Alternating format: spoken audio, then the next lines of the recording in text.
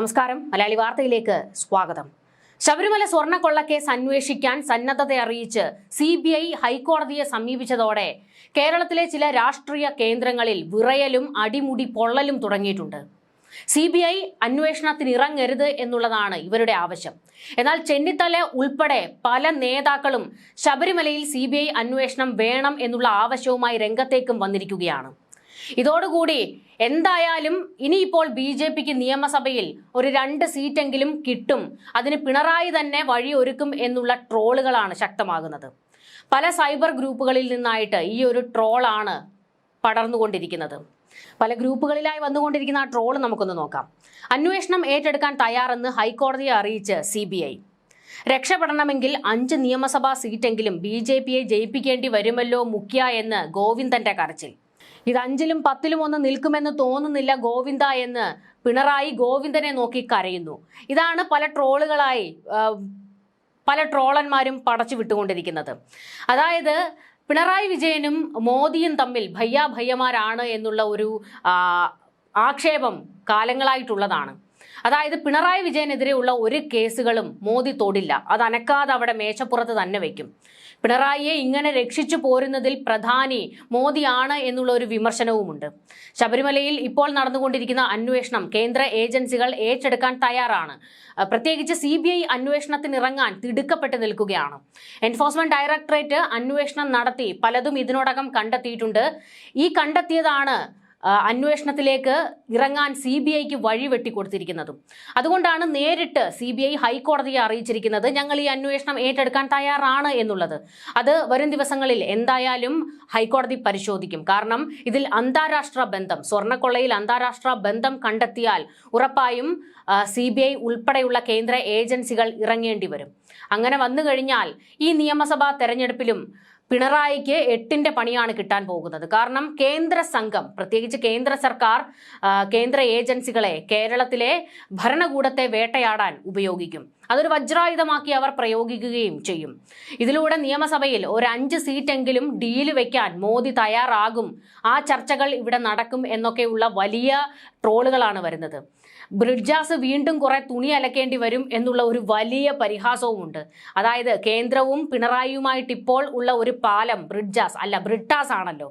അപ്പോൾ അതുകൊണ്ട് ബ്രിട്ടാസ് വീണ്ടും കേന്ദ്രത്തിന്റെ കുറെ തുണി അലക്കേണ്ടി വരും എന്നുള്ള ട്രോളുകളാണ് ട്രോളന്മാർ പടച്ചു വിട്ടുകൊണ്ടിരിക്കുന്നത്. അങ്ങനെ ഇതിപ്പോൾ ഒരു ട്രോളായിട്ടാണ് വന്നുകൊണ്ടിരിക്കുന്നതെങ്കിലും അത്തരത്തിലുള്ള ഒരു രാഷ്ട്രീയ ചർച്ചകൾ നടന്നു കഴിഞ്ഞാൽ അത് കേരളത്തിലെ ജനങ്ങളെ വഞ്ചിക്കുന്നതിന് തുല്യമായി പോകും. ശബരിമല വൈകാരികമായ ഒരു വിഷയമാണ്. വിശ്വാസികൾ അവരുടെ വിശ്വാസത്തിൽ മുറിവേറ്റ് നിൽക്കുകയാണ്. ശബരിമല വിഷയത്തിൽ കേന്ദ്രം, പ്രത്യേകിച്ച് BJP ഒക്കെ രാഷ്ട്രീയ മുതലെടുപ്പ് മാത്രമാണ് ഇവിടെ നടത്തിക്കൊണ്ടിരിക്കുന്നത്.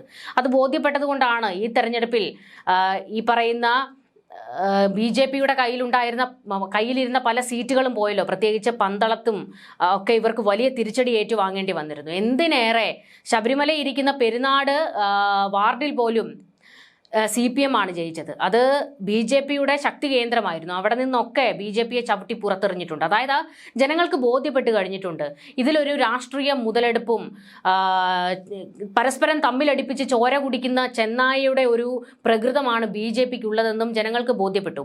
ശബരിമലയിൽ വിശ്വാസം സംരക്ഷിക്കപ്പെടണമെങ്കിൽ അത് വിശ്വാസികൾ തന്നെ നേരിട്ടിറങ്ങണം. അല്ലാതെ BJPയെ പോലെയുള്ള രാഷ്ട്രീയക്കാർ ഇറങ്ങിയാൽ ഇതിൽ രാഷ്ട്രീയ കളി മാത്രമേ നടക്കാൻ പോകുന്നുള്ളൂ. അത് ഇവിടുത്തെ ജനങ്ങൾക്ക് ബോധ്യപ്പെട്ടതുകൊണ്ടാണ് അവർ ശബരിമല വിഷയത്തിൽ ഹൈക്കോടതിയിൽ വിശ്വാസം അർപ്പിച്ചിരിക്കുന്നത്. ഹൈക്കോടതി ഓരോ നിമിഷവും നിർണായകമായ ഇടപെടൽ നടത്തുന്നുണ്ട്. SIT അന്വേഷണം ഉഴപ്പുന്നു എന്ന് കണ്ടപ്പോൾ, അന്വേഷണം അട്ടിമറിക്കാൻ ഒരു വഴിക്ക് നീക്കം നടക്കുന്നുണ്ട് എന്ന് കണ്ടപ്പോൾ അതിശക്തമായി രംഗത്തേക്ക് ഇറങ്ങി ഹൈക്കോടതി വലിയ പൊട്ടിക്കൽ പൊട്ടിച്ചല്ലോ. അതായത് SIT എന്തുകൊണ്ട് മറ്റ് അറസ്റ്റുകളിലേക്ക് പോകുന്നില്ല, അവരെ സംരക്ഷിക്കാനുള്ള നീക്കമാണ് നടക്കുന്നതെങ്കിൽ വില പോകില്ല എന്നൊക്കെ കട്ടായം ശബ്ദം ഉയർത്തിയിരുന്നല്ലോ.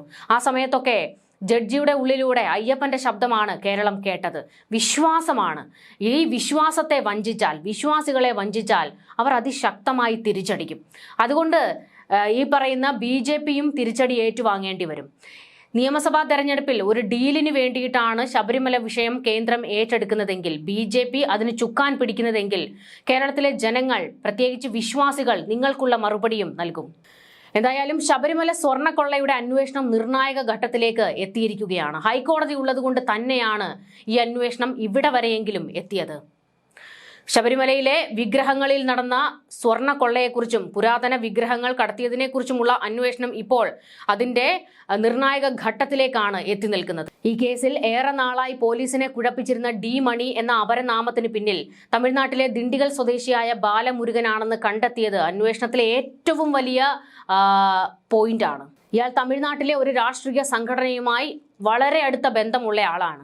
ആളുകളെ കടത്തുന്നതിലും ഇയാൾക്ക് പങ്കുണ്ട് എന്ന ആരോപണമുണ്ട്. രാഷ്ട്രീയ സംഘർഷ കേസുകളുമുണ്ട്. ദിണ്ടിഗൽ കേന്ദ്രീകരിച്ച് ഇയാൾ വലിയൊരു സാമ്രാജ്യം തന്നെ ഉണ്ടാക്കി വെച്ചിട്ടുണ്ട്. ഇതുകൂടാതെ ദുബായിലാണ് ഇയാളുടെ സാമ്പത്തിക സ്രോതസ്സുകൾ മുഴുവനുമുള്ളത്. അയ്യപ്പ വിശ്വാസികളെ ആകെ അമ്പരപ്പിക്കുന്ന രീതിയിലാണ് ഈ കേസിലെ ഓരോ വിവരങ്ങളും പുറത്തു വരുന്നത്.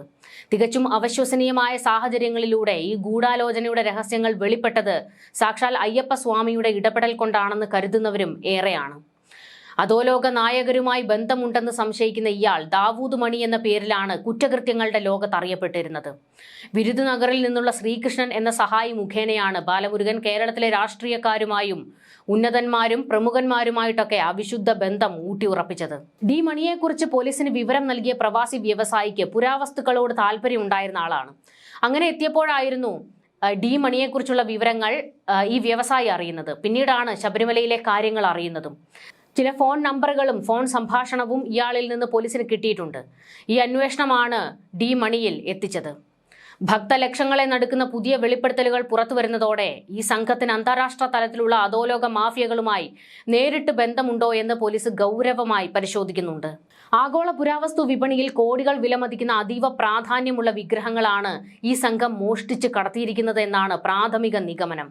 തനിക്ക് ബാലമുരുകനെ പരിചയമില്ലെന്ന വാദത്തിൽ മുഖ്യപ്രതി ഉണ്ണികൃഷ്ണൻ പോറ്റി ഉറച്ചു നിൽക്കുന്നുണ്ടെങ്കിലും ഇരുവരെയും ഒരുമിച്ചിരുത്തി ചോദ്യം ചെയ്യുന്നതിലൂടെ യഥാർത്ഥ വസ്തുതകൾ പുറത്തുവരുമെന്നാണ് അന്വേഷണ സംഘം വിശ്വസിക്കുന്നത്. സ്വർണത്തിനു പുറമെ ശബരിമലയിലെ പൈതൃക സ്വത്തായ 4 പുരാതന പഞ്ചലോഹ വിഗ്രഹങ്ങൾ അപഹരിക്കപ്പെട്ടത് വിശ്വാസി സമൂഹത്തിന് നികത്താനാവാത്ത വേദനയാണ് നൽകിയിരിക്കുന്നത്. കാണാതായ ഈ വിഗ്രഹങ്ങൾ ഇപ്പോൾ എവിടെയാണെന്ന് കണ്ടെത്തുക എന്നതാണ് പ്രത്യേക അന്വേഷണ സംഘത്തിന് മുന്നിലുള്ള ഏറ്റവും കഠിനമായ ദൗത്യം. തമിഴ്നാട്ടിലെ സംഘടിത പുരാവസ്തു മാഫിയയുമായി ഈ കൊള്ളക്കാർക്ക് അടുത്ത ബന്ധമുണ്ടെന്ന് ഇപ്പോൾ തെളിഞ്ഞിട്ടുണ്ട്. 2019 മുതൽ 25 വരെയുള്ള കാലയളവിൽ ഉണ്ണികൃഷ്ണൻ പോറ്റി നടത്തിയ നിരവധി വിദേശയാത്രകൾ മോഷ്ടിച്ച വിഗ്രഹങ്ങൾ കൈമാറാനായിരുന്നുവെന്ന് പോലീസ് ബലമായി സംശയിക്കുന്നുണ്ട്. ഇതിന്റെ കൂടുതൽ ഉള്ളറകളിലേക്ക് ഈ പഞ്ചലോഹ വിഗ്രഹങ്ങൾ ഉൾപ്പെടെ തിരികെ കിട്ടുന്ന ഒരു അന്വേഷണത്തിലേക്കാണ് SITയും കടക്കുന്നത്. എന്തായാലും EDയുടെ അന്വേഷണം അത് CBIക്ക് ഒരു വലിയ എൻട്രി കൊടുക്കുന്നുണ്ട്. ന്യൂസ് ഡെസ്ക് മലയാളി വാർത്ത.